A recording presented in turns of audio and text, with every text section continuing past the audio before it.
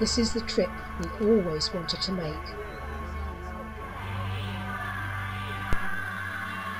We travelled in a huge circle from Shanghai, then onto Guilin, and from there Xi'an, onto Beijing, and then back to Shanghai.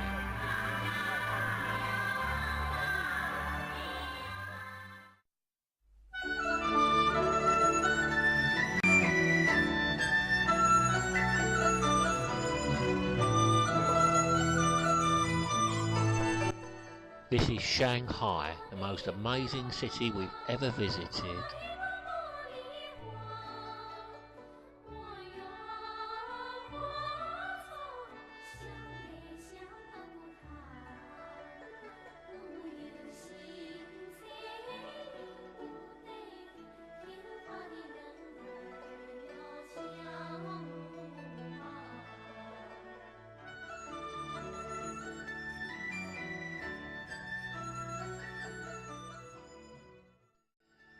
We learned a few words of Chinese in a real classroom, visited where Mao Zedong declared a People's Republic, did some exercise with the Beijing pensioners in the park, and watched bread being made.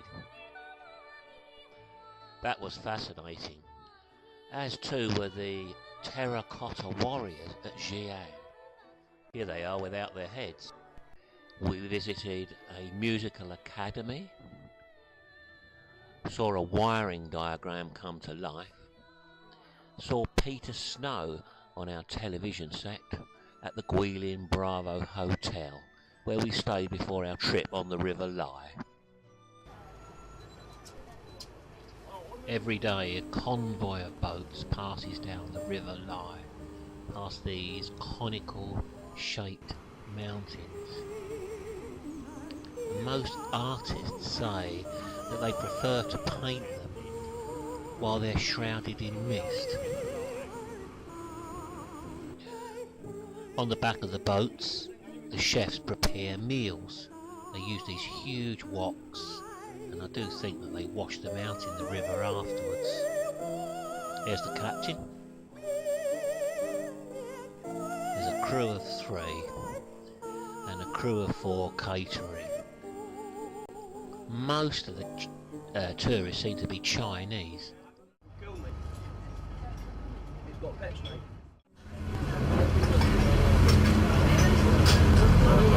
My usual pose of having a nice cup of coffee. This time I'm on the River Lai. No, thank you. I'm certainly not going to eat a snake, and that's what I've just been offered. Snakes in a jar.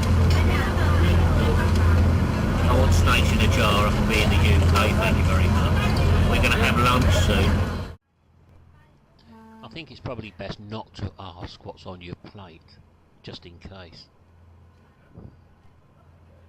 And we're really enjoying it here on the...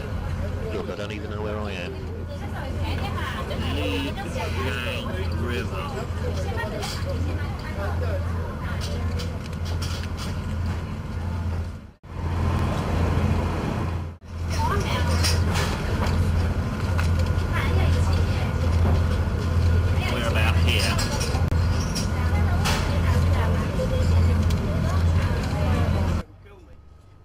They still fish traditionally on the River Lai. They use cormorants to help them. Here's this chap with a coolie hat on. And these are the mountains again, with some peasant fishermen coming up. They go up to the sides of the boats, offering fish for sale. And the tourists, of course, offer them some money. It's a living. And here they are, cooking on the rear of the boat again. I think that's Ken Hom there, cooking some crispy fried noodles. I think I'll have some roast duck and fried rice, please.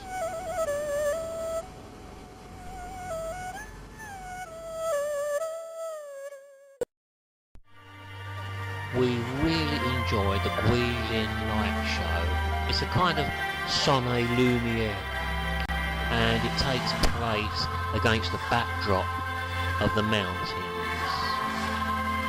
It's directed by the man who is going to direct the opening ceremony of the Beijing Olympics in 2008.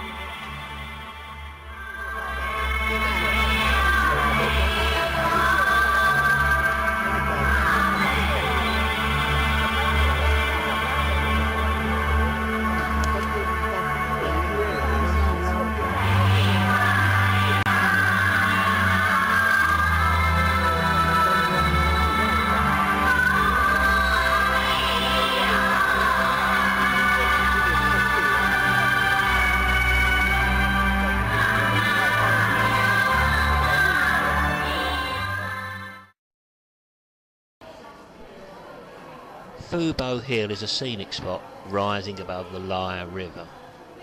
There goes Katie down the steps to the caves, which sell mainly tourist stuff. There she goes.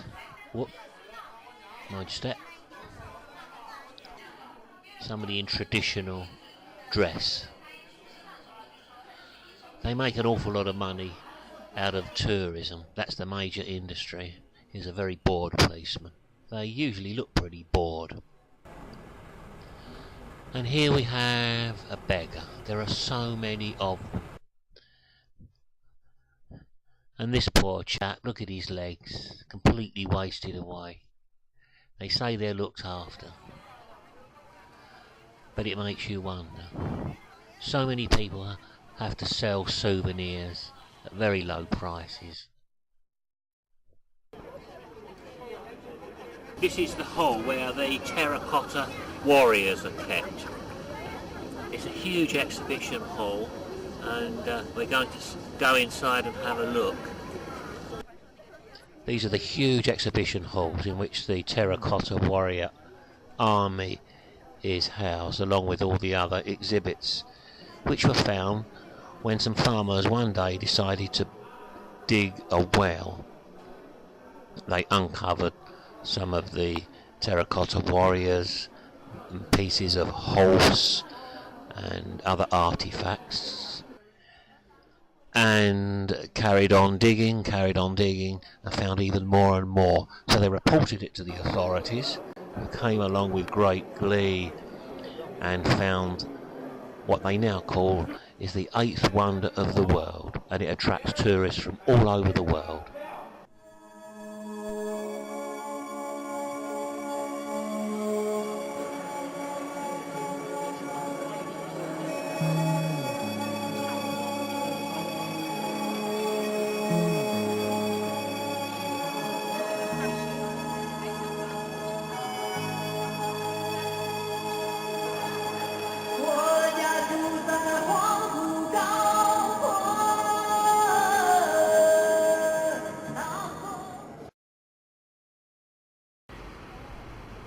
This is Xi'an, a big bustling Chinese city, and here in this restaurant we see this guy making bread. We were very, very impressed the way he manipulates this dough.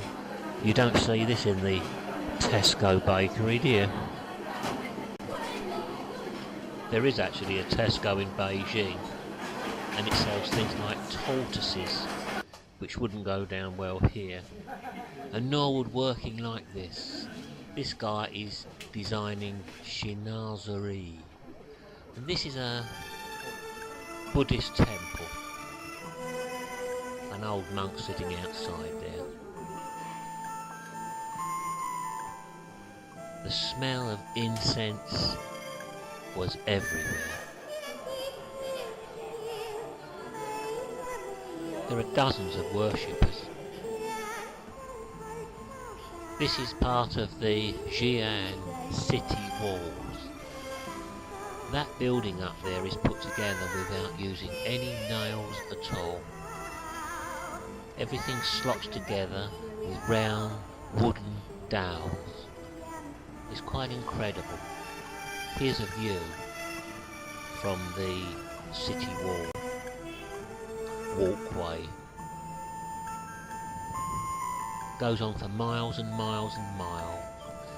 And like this chap, you can hire a bike. That probably belongs to him. Another view of the city of Xi'an and its huge amount of traffic. There are still thousands and thousands and thousands of cyclists in China, but the car is becoming predominant now. Everybody actually wants to own a car. But we thought we'd show you this cityscape. It's changing all the time.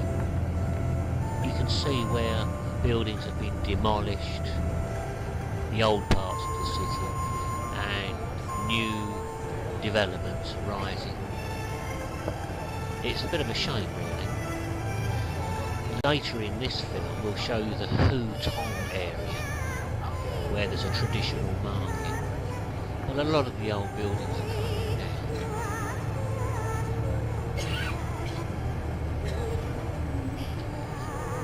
Fuel in China is quite cheap.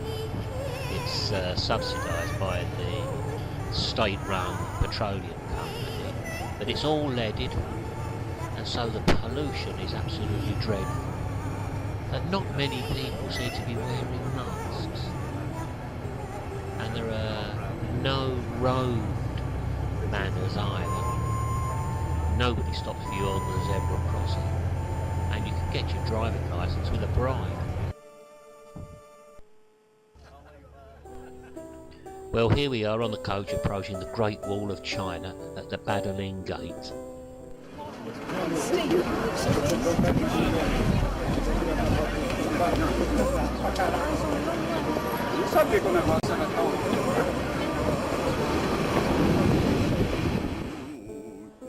This is what the tourist blurb says. It was originally designed to keep out invaders from the north. It is one of mankind's greatest achievements and the only man-made structure visible from space. It's so steep to walk up, almost vertical.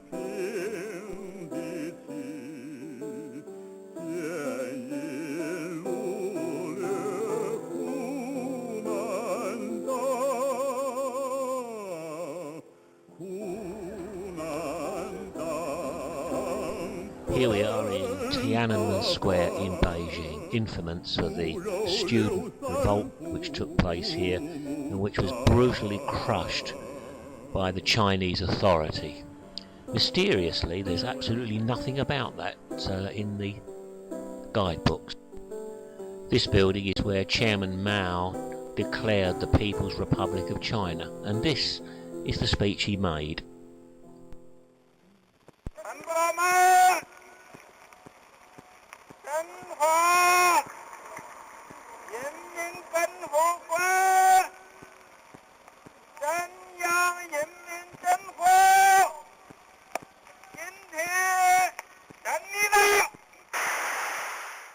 Then they hoisted a new flag, and it's been there ever since.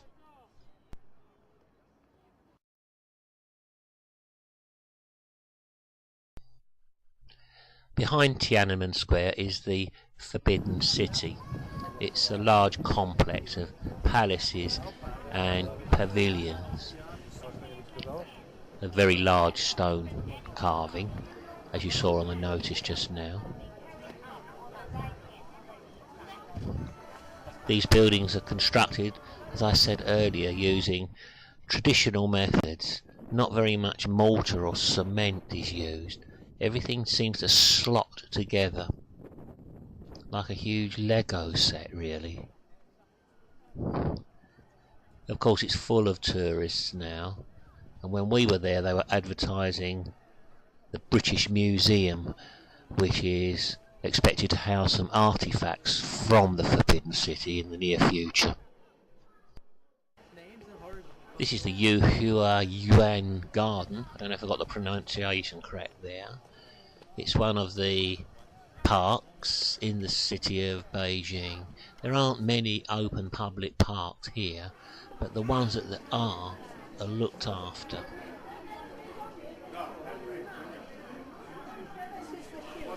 Accumulated elegance. This is.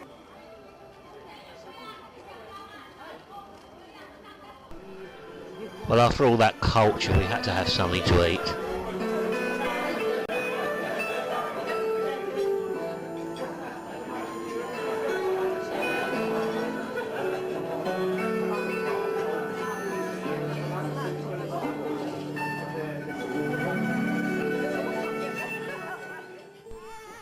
This is at the entrance of the Summer Palace in Beijing, and Kate is standing next to this elephant where, as you can see on this poster, Chairman Mao liked to visit there with all his flunkies.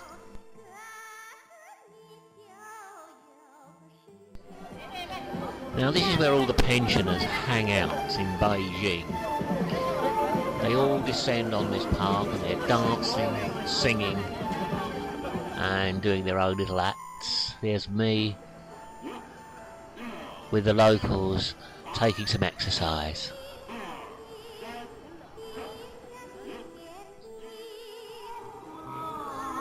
And this instructor works for free, teaching the pensioners to dance and do Tai Chi to music.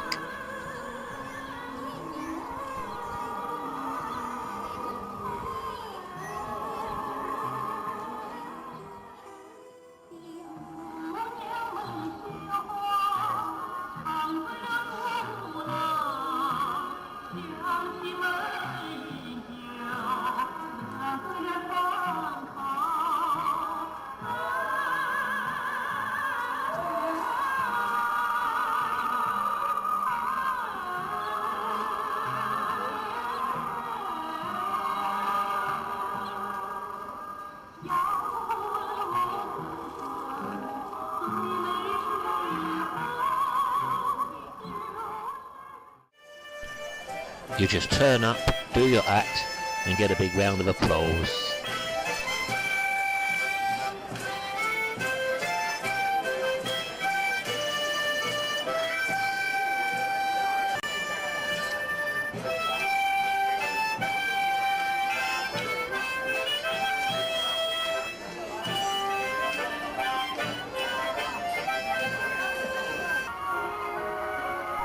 Here they are, dancing to a worn-out tape.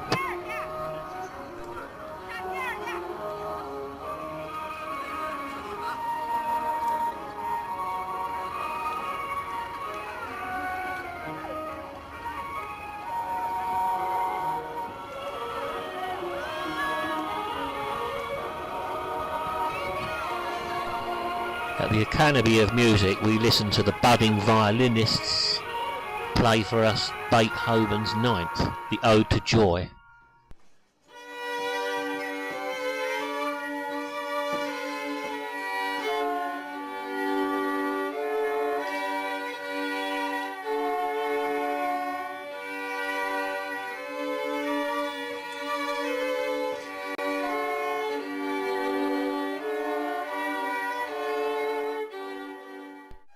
They still teach traditional music here at the Academy.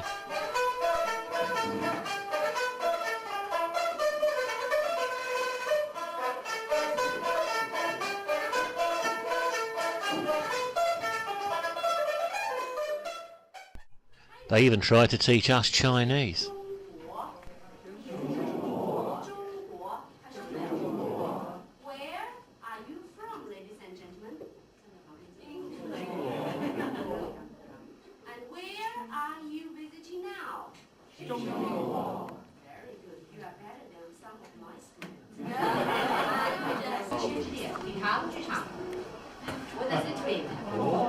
Okay, congratulations again. You're wrong again.